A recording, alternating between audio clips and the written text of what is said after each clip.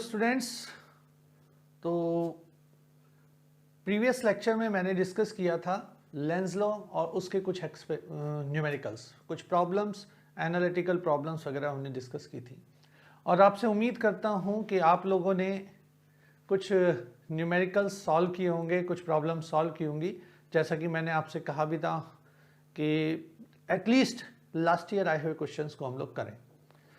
देखिए, 12th class के लिए अब बहुत क्रूशियल टाइम आ गया, क्योंकि हर साल ये टाइम एक ऐसा होता था जिसमें सभी बच्चे बहुत सीरियस हो जाते थे। और न सिर्फ सीरियस होने का टाइम है, क्योंकि आपके एग्ज़ाम सर पे खड़े हैं। इस बात को दिमाग में बिठा लें कि चांसेस बहुत कम है कि आपके एग्ज़ाम पीछे की तरफ पोस्टपोन होंगे। आपके सामने आपके प्रैक्टिकल डेट्स आ चुकी हैं। मैंने कल भी बताया था, आज फिर बता रहा हूँ, प्रैक्टिकल डेट्स क्लियर हैं, कंफर्म हैं, आ चुकी हैं 1 जनवरी से लेकर 8 फरवरी तक। अपने प्रैक्टिकल वर्क को कंप्लीट करें और सीरियसनेस अब लानी पड़ेगी, क्योंकि अब नहीं लाओगे तो फिर बहुत देर हो जाएगी, कहीं चिड़िया चुग ना जाए सारा खेत। तो इन बातों के बाद अब हम डिस्कस करते हैं अपना टॉपिक, जिसका आज का टॉपिक है motional EMF from Faraday's law. Motional EMF from Faraday's law means Faraday law की हेल्प से हम लोग मोशनल ईएमएफ निकालेंगे। नाम इसका मोशनल कर दिया क्योंकि मोशन के साथ यहाँ पर फ्लक्स चेंज हो रहा है। इससे पहले लेक्चर में मैंने आपको बताया था कि फैराडे लॉ क्या है, लेंज लॉ क्या है, और लेंज लॉ को यूज करके हम ईएमएफ या इंड्यूस्ड करंट की डायरेक्शन कैसे निकाल सकते हैं। जहां पर एक सिंपल कॉन्सेप्ट क्या था कि according to Lenz law the direction of induced current is such that it always oppose its cause, यानी वो हमेशा अपने द्वारा या पैदा होने, अपने कारण को, जिसके कारण वो पैदा हुई है, उसका अपोज कर रही है। तो अब बात करते हैं मोशनल ईएमएफ की, कि मोशनल ईएमएफ क्या है और कैसे जनरेट होता है, या ये कहें ईएमएफ कैसे जनरेट होगा अगर हम कहीं पर कंडक्टर का मोशन कराएं। तो let us suppose that this is a rail, एक रेल है, ये यू शेप्ड रेल है, और इस यू शेप्ड रेल की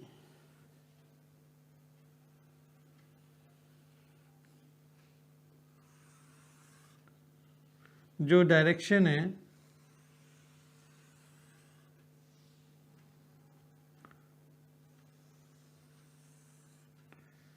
ये यू शेप्ड रेल है। इस यू शेप्ड रेल को मैंने एक मैग्नेटिक फील्ड में रख रखा है, और जैसा कि आप देख रहे हैं कि मैं क्रॉस लगा रहा हूं। क्रॉस मतलब इनसाइड है, direction of magnetic field is inside the board, inward direction में, अंदर की तरफ है। तो ये मैंने आपके सामने लगा दिया बोर्ड, और बोर्ड पर मैग्नेटिक फील्ड, ठीक है। तो अब हम देखेंगे कि यहां पर एक रॉड है, मैंने एक कंडक्टिंग रॉड लगाया यहां पर, this is a conducting rod, ये कंडक्टिंग रॉड है जिसकी लेंथ है L। The length of this rod is L, और इस रॉड की लेंथ डिस्टेंस x मीटर है यू शेप में यहां पर। अब ये जो रॉड है, this moves towards this direction, यानी अंदर की तरफ मूव कर रही है विद वेलोसिटी v। कैसे? आप देख रहे हो कि ये एक रेल हो गया, इस रेल पर एक रॉड ये रही, I name this rod that is P and Q, इसको मैंने नाम दे दिए हैं PQ, और जो दूसरी साइड है इसको मैंने नाम दिया RS। तो PQ एक कंडक्टिंग रॉड है जिसको मैं मूव करा रहा हूं, स्लाइड करा रहा हूं इस डायरेक्शन में, ठीक है, अंदर की तरफ RS की तरफ, जिस पर मैग्नेटिक फील्ड लगा हुआ है इनवर्ड यानी कि बोर्ड के अंदर की तरफ डायरेक्शन में। तो अब कैसे होगा या क्या होगा कंडीशन, हम ये देखते हैं कि आखिर EMF जनरेट क्यों होगा। तो समझने वाला पॉइंट क्या है कि जब ये अंदर की ओर आएगा तो ये क्लोज्ड लूप बन गया, PQRS becomes a closed loop here. अगर ये PQRS क्या बना, क्लोज्ड लूप,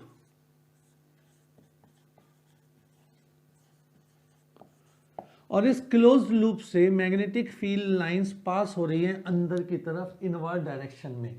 तो जब मैग्नेटिक फील्ड लाइंस इनवर्ड जा रही हैं, इसका मतलब एक फ्लक्स इसके अंदर है, और जैसे जैसे ये एरिया घटेगा, आप देख रहे हो V अंदर की तरफ मूव अंदर करेगा, ये इधर मूव करेगा, तो PQRS का एरिया डिक्रीज हो रहा है। PQRS जो कॉइल हमारे पास बन रहा है, इसका एरिया क्या हो रहा है, डिक्रीज हो रहा है। अगर इसका एरिया डिक्रीज हो रहा है, इसका मतलब हुआ कि इससे लिंक्ड जो फ्लक्स है, लिंक्ड जो फ्लक्स है वो भी कम होती जाएगी, दैट इज आल्सो चेंज, वो भी डिक्रीज करेगी, लिंक्ड फ्लक्स आल्सो डिक्रीजेज। हमने क्या देखा कि यहां पर PQRS एक कॉइल बनी जिसमें हमने अगर PQ को अंदर की तरफ मूव कराया तो इस बनने वाले रेक्टेंगुलर लूप का एरिया लगातार कम होता जा रहा है। एरिया कम होगा तो इससे लिंक्ड फ्लक्स के अंदर चेंज आएगा और वो डिक्रीज होगा। अगर वो डिक्रीज होगा, अगर वो चेंज आएगा, तो इसका मतलब ये हुआ एक EMF जनरेट होगा। और वो EMF कैसे जनरेट होगा, वो EMF आने वाले डिक्रीज को इंक्रीज करने के लिए जनरेट होगा। यानी इसके अंदर जो फ्लक्स की क्वांटिटी लगातार अंदर की तरफ घटती जा रही है, उसको बढ़ाने की कोशिश करेगा। अगर वो बढ़ाने की कोशिश करेगा तो इसका मतलब ये हुआ कि यहां पर P और Q के ऊपर एक EMF जनरेट होगा, और वो EMF हेल्प करेगा इसके अंदर की फ्लक्स को बढ़ाने में। तो इसका मतलब कैसे EMF जनरेट होगा या इंड्यूस करंट की डायरेक्शन क्या होगी। देखिए, पहले मैं करंट की फॉर्म में बता रहा हूं। हमने कहा फ्लक्स डिक्रीज हो रहा है, कौन सा, अंदर का। इसका मतलब इसमें और ज्यादा फील्ड अंदर जाना चाहिए। अगर और फील्ड लाइंस अंदर जानी चाहिए तो करंट कैसी डेवलप होगी इस PQ पर, नीचे की तरफ। देखिए, करंट की डायरेक्शन में थंब किया, कॉइल की डायरेक्शन में फिंगर्स की, मेरा पाम अंदर की तरफ है, इनवर्ड। सो डैट हम कह सकते हैं कि इंड्यूस्ड करंट इस तरफ जनरेट होगी, या ये कह सकते हैं इंड्यूस्ड करंट ऐसे चलेगी। ये तो मैंने बताया फ्लक्स की हेल्प से कि इंड्यूस्ड करंट कैसे चलेगी। वैसे फ्लेमिंग्स राइट हैंड रूल हम लोग यूज करते हैं इंड्यूस्ड करंट की डायरेक्शन फाइंड आउट करने के लिए। तो कुल मिला के कॉन्सेप्ट यही आया कि अगर एक रेल है, रेल के ऊपर एक कंडक्टिंग रॉड अटैच है और वो रॉड मूव कर रही है, तो इसके मोशन के कारण एक EMF जनरेट होगा, और वो EMF जनरेट होगा फ्लक्स चेंज होने के कारण, क्योंकि इसके अंदर का फ्लक्स चेंज होगा। तो हम कह सकते हैं, इसका हमने नाम दिया motional EMF। The EMF induced across the end of a conductor due to the motion of magnetic field. Motion in a magnetic field. तो क्या कहेंगे, the EMF induced across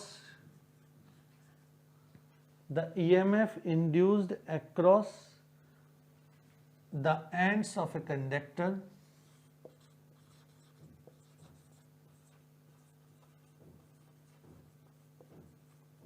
due to the motion of a rod in a magnetic field.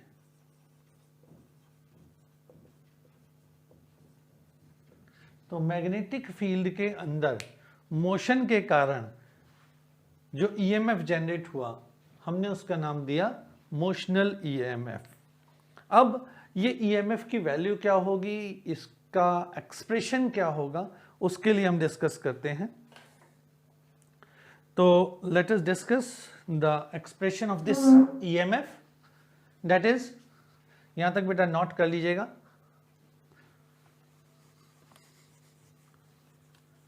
देखिए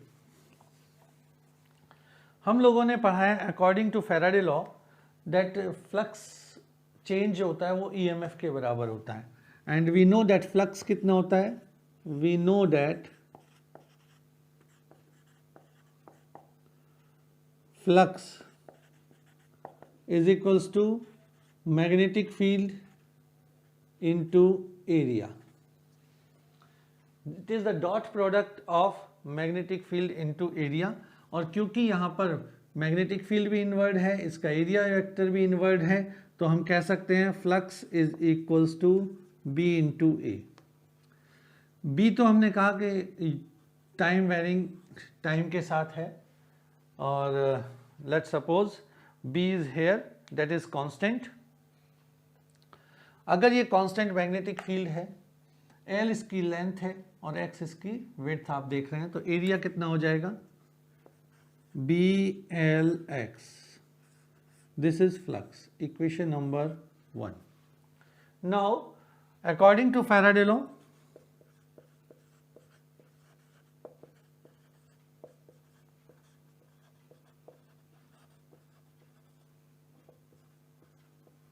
according to Faraday law, EMF induced is equals to minus d phi over dt। ये कैसे हुआ, ये तो हम लोग पढ़ चुके हैं, लेकिन फाई की वैल्यू अगर मैं यहां रखता हूं तो क्या होगा, minus D over D T, और फाई के लिए मैंने लिखा बी एल एक्स। अब मैग्नेटिक फील्ड कांस्टेंट है, length of the rod constant है, तो चेंज क्या हो रहा है, चेंज हो रहा है केवल इसके एक्स में, और अगर एक्स में चेंज हो रहा है तो हम लोग इसे लिख सकते हैं minus B L D X upon D T. Now this D X upon D T, मैं इसको लिख रहा हूं D X upon D T, this can be written as minus V. ये माइनस क्यों लिखा मैंने, इसके विषय में मैं अभी बताऊंगा। तो जब मैं इसे लिखता हूं माइनस वी, तो माइनस बी एल वी, ये हो जाएगा minus B L into minus V, and it comes out to be B L V. तो मोशनल ईएमएफ का एक्सप्रेशन क्या आया, B L V. This is the expression of motional EMF. This is the expression of EMF generated by a rod by the motion on in a magnetic field। अब मैंने ये minus v क्यों लिया, I take this minus v because due to the motion of this rod the axis decreases, क्योंकि motion के कारण x की value decrease हो रही है, इसलिए मैंने इसको माइनस में लिया है, कोई बड़ा कारण नहीं है। सो this is all about the EMF induced by the motion. लेकिन इसकी डायरेक्शन कैसी होगी, इसकी डायरेक्शन कैसे निकाली जाएगी, तो इसकी डायरेक्शन के लिए मैंने आपके सामने अभी अभी एक कॉन्सेप्ट रखा था कि जैसे जैसे एरिया कम हो रहा है, एरिया कम हो रहा है, तो इसके अंदर फ्लक्स जनरेट होगा। क्यों, क्योंकि फ्लक्स एरिया कम होने से डिक्रीज हुआ फ्लक्स, और फ्लक्स डिक्रीज होने का क्या करना है, अपोज करना है। इसका मतलब सेम डायरेक्शन में मैग्नेटिक फील्ड आएगी, सेम डायरेक्शन में मैग्नेटिक फील्ड जनरेट करने के लिए इसको डाउनवर्ड जाना पड़ेगा। दूसरा लॉ जो हमारे लिए कहना चाहता है, that is Fleming's right hand rule.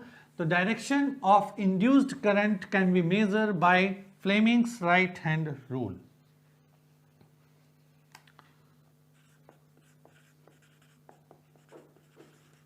Fleming's right hand rule क्या कहता है फ्लेमिंग्स राइट हैंड रूल? देखिए, फ्लेमिंग्स राइट हैंड रूल की मैं बात करूंगा, जैसे हम लोग लेफ्ट हैंड रूल में करते थे, सेम ऐसे हमने इस फिंगर्स को अपनी को ऐसे कर लिया, तीनों फिंगर एक दूसरे के परपेंडिकुलर। राइट हैंड की थंब, राइट हैंड का इंडेक्स फिंगर, राइट हैंड का मिडिल फिंगर, तीनों एक दूसरे के परपेंडिकुलर। अगर ये तीनों एक दूसरे के परपेंडिकुलर हम कर सकते हैं या कर रहे हैं तो क्या कंडीशन आएगी, ये आपके सामने है। Index finger gives the direction of magnetic field, this is gives you the direction of induced current यानी मिडिल फिंगर, और thumb gives you the direction of motion. अब दोनों को करके देखते हैं। मैंने क्या कहा, index finger direction of magnetic field अंदर की तरफ, रॉड के ऊपर लिया। मोशन किधर कर रहा है, अंदर की तरफ कर रहा है यानी इनसाइड, यानी वी की डायरेक्शन में मैंने अपने थंब को लिया, ये देखिए। Then my middle finger gives the direction of induced current. पहले भी मैंने नीचे की ओर बनाया था, आप लोग देख पा रहे होंगे शायद। तो मैंने ये डायरेक्शन इस तरह से बनाई हुई है फ्लक्स वाले लॉ से, ये देखिए। और यहां पर क्या कह रहा हूं कि फील्ड अंदर, थंब दे रहा है मोशन की डायरेक्शन रॉड की, तो ये middle finger and middle finger downward direction में इस तरह। तो ये हुआ, ये गया, देन दिस वन।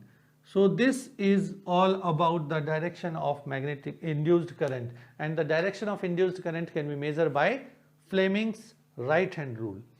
दोबारा सुन लीजिए, नोट कर लीजिए, मैं सिर्फ बोल रहा हूं, इसी को ध्यान से सुन के नोट करना है कि राइट हैंड को लीजिए, राइट हैंड की इंडेक्स फिंगर, मिडिल फिंगर और थंब को एक दूसरे के परपेंडिकुलर सेट कीजिए। This gives you the direction of magnetic field. Index finger क्या दे रहा है, direction of magnetic field. Middle finger क्या देती है, डायरेक्शन ऑफ इंड्यूस्ड करंट। और थंब क्या देता है, direction of motion of conductor. So this is all about the motional EMF। Next lecture में हम लोग डिस्कस करेंगे other form of EMF generated by flux change. So good luck और इसकी प्रॉब्लम सॉल्व करते रहें।